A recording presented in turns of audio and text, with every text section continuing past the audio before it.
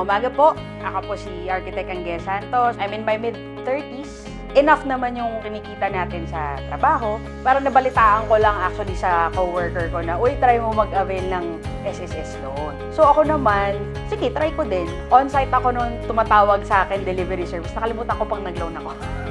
Tapos, sabi ko, oo nga, meron pala. Dumating sa akin, cheque, nakapangalan sa akin. Pinasok ko lang sa bangko ko, okay naman.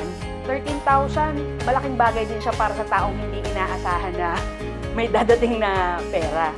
Nagamit ko yan basically, pambayad ng conferences namin that time. Nagpa-APE ako, tsaka pinag-grocery ko sa bahay. Malaking bagay siya for me dahil yung yearly conference namin as architects, kailangan namin kasi yun for continuous professional development or CPD points. That covered almost half of what I loaned.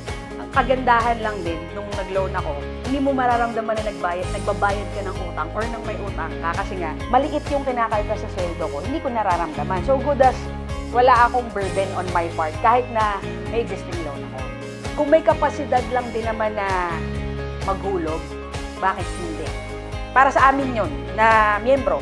Dahil, yun nga, pag retiro ka na, kung hindi mo pa alam ang gagawin sa buhay mo, meron kang mahuhugot sa oras ng pangangailangan. Diba?